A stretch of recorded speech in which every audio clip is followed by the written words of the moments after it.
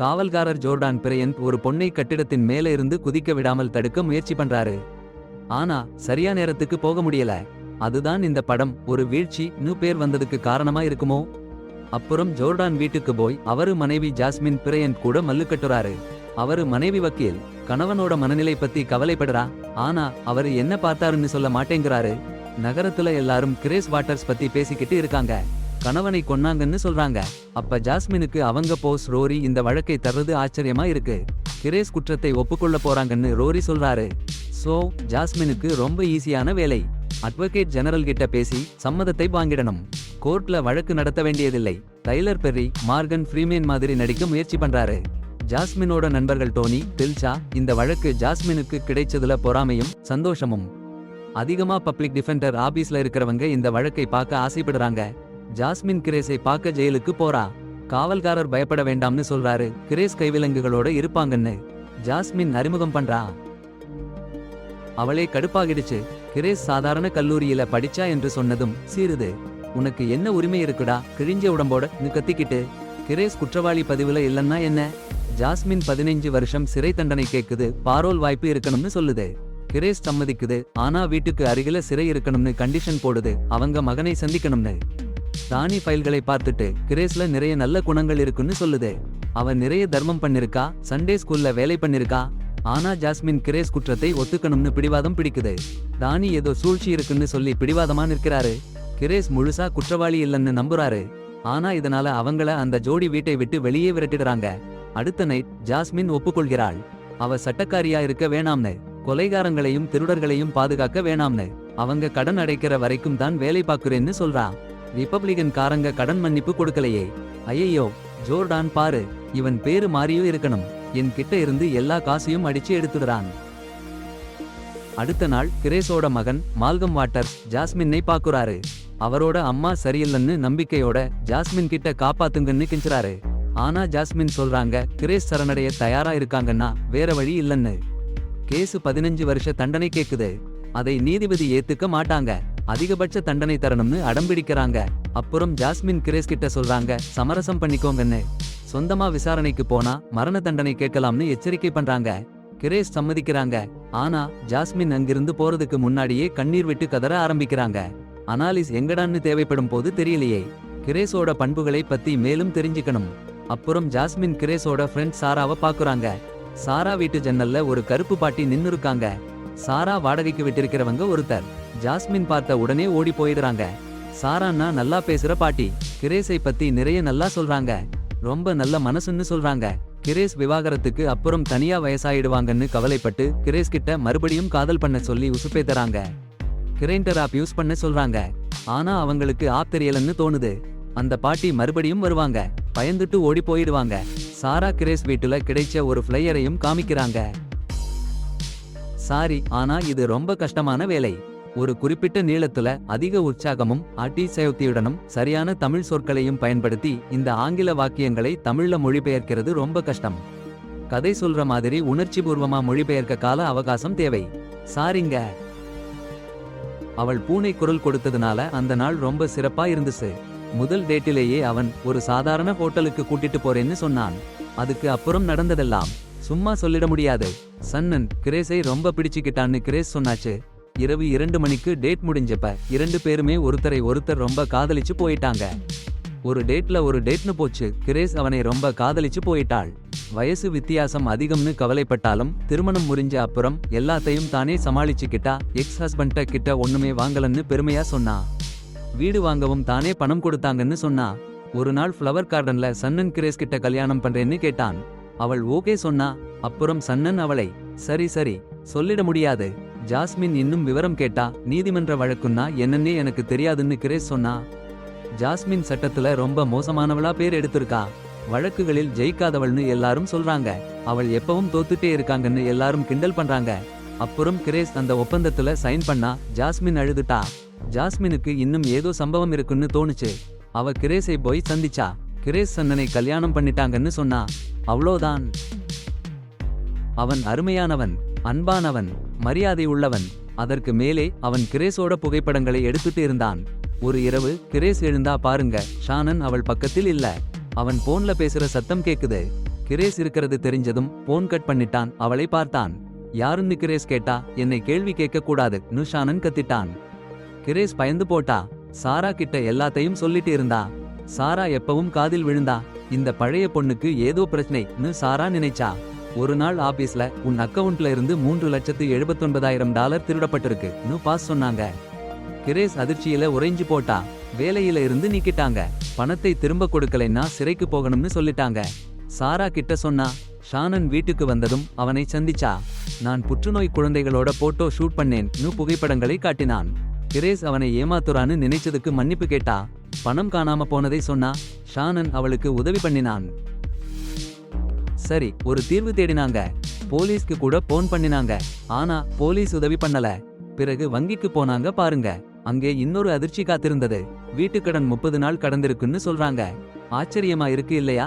ஏன்னா வீடு 4 வருஷத்துக்கு முன்னாடியே கடன் முடிஞ்சு போச்சு. கவுண்டர்ல இருந்தவங்க அவங்க கையெழுத்தை காட்டினாங்க.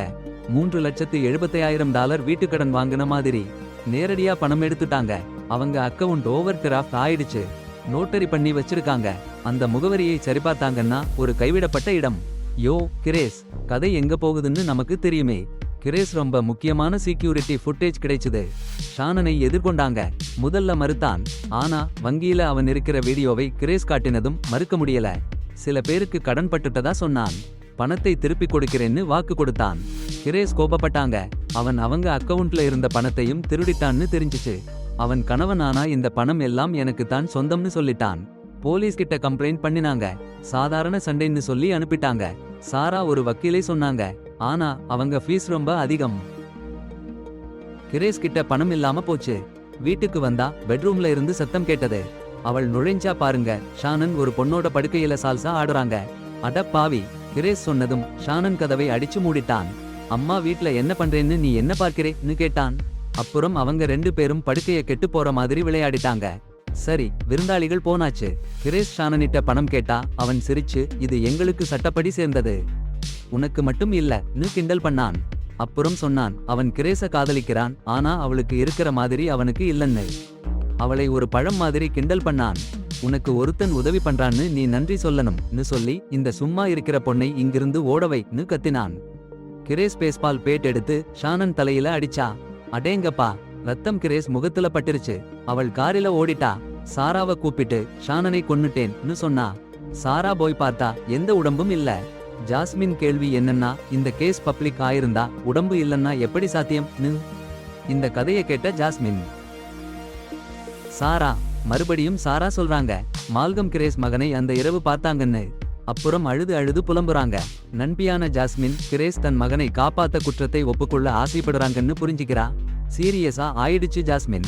ரோரிட்ட கிரேஸ் குற்றத்தை ஒப்புக்கொள்ள மாட்டேன்னு சொல்றாங்க. கோர்ட்டுக்கு போக போறாங்கன்னு. ரோரிக்கு கடுப்பு. அவங்க கிரேஸ் கூட பேசுறேன்னு சொல்றாரு. ஆனா ஜாஸ்மின் முந்திக்கிட்டு போய் கிரேஸ் கூட பேசிடுச்சு.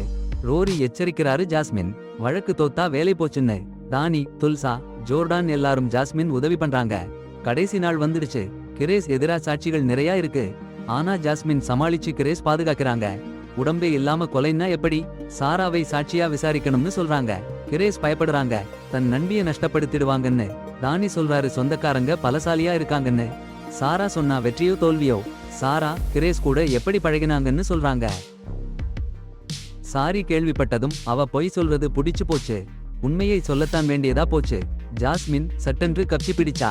போன் ரிகார்ட்ஸ்னு டிஏ சொல்றத பார்க்கவே இல்லையேன்னு. சாரா கிரேஸ் தான் ஷானனை கொன்னான்னு ஒத்துக்கிட்டா. சாரா அப்படிங்கிற பொண்ணு. ஒரே ஒரு வார்த்தை தான். ரோரி ஜாஸ்மினை பொறுப்பில்லாம கிண்டல் பண்ணினாரு. ஜாஸ்மின் தோத்து போச்சுன்னு நினைச்சா. ஆனா ஜோர்டான் சரணடைய கூடாதுன்னு உற்சாகப்படுத்தினாரு. கடைசி வாதத்தின் நாள். ஜாஸ்மின் சாராவை நிறுத்தி நிறுத்தி கேட்க ஆரம்பிச்சா. சரியா ஜட்ஜ் அனுமதிக்கவே இல்ல. இருபக்கமும் கைது பண்ணிட்டாங்கன்னு. ஆனா ஜாஸ்மின் விடல. ஜட்ஜ் சொன்னதையெல்லாம் மீறினா. சிறைக்கு போயிட்டா. ரோரி அவருடைய டிரா குடைகளை போட்டுக்காம கிண்டல் பண்றதுக்காக போனாரு. தானி கடைசி வாதத்தை சொல்ல சந்தோஷப்படுறான்னு சொன்னாரு. பத்திரிகையாளர்கள் வெளியே போறதுக்கு முன்னாடி ஜாஸ்மின் அவமான சொல்லை உபயோகிச்சா. ஜாஸ்மின் நொந்து போயிட்டா. ஜட்ஜ் கிட்ட மாஃபி கேளுன்னு ஜோர்டான் சொல்லி வீட்டுக்கு போனாங்க. கிரேஸ் கொலைக்காரின்னு நிர்ணயிக்கப்பட்டா. நண்பர்கள் கிட்ட குட்பை சொல்லும் போது சாரா ஷானனோட நெக்லஸை போட்டு இருந்ததை பார்த்தா. அப்போ அவளுக்கு புரியுது, சாரா அவங்க நல்ல நண்பியா இல்லன்னு. Double shock. சாராவை பார்க்க போறா ஜாஸ்மின். கடைசி முறை அங்கே ஒரு பாட்டி நிலைதடுமாறி நிற்கிறாங்க. உள்ளே கூட்டிட்டு போறா ஜாஸ்மின். பாட்டி போக மாட்டேன்னு கெஞ்சுவாங்க. ஆனா ஜாஸ்மினுக்கு ஒரு ஷாக். பாட்டி சொல்றாங்க, நானும் இறக்க கூடாது, மற்றவங்க மாதிரி, ஷேன் மாதிரி. அந்த பொண்ணு டெரஸ்ல இருந்து குதிச்சு இறந்த பொண்ணு. சாரா தான் ஷேனா மாறுவேடம் போட்டு இருக்காங்கன்னு புரியுது ஜாஸ்மினுக்கு. அப்பவே ஒரு பக்கம் ஜோர்டான் சாராக்கு நிறைய ரெக்கார்ட்ஸ் இருக்குன்னு கண்டுபிடிச்சிட்டாரு. சந்தேகிட்ட விட்டுட்டு அவரு மனைவிய காப்பாத்த ஓடுறாரு. ஜாஸ்மின் வீட்டுக்குள்ள போய் பாக்குறாங்க.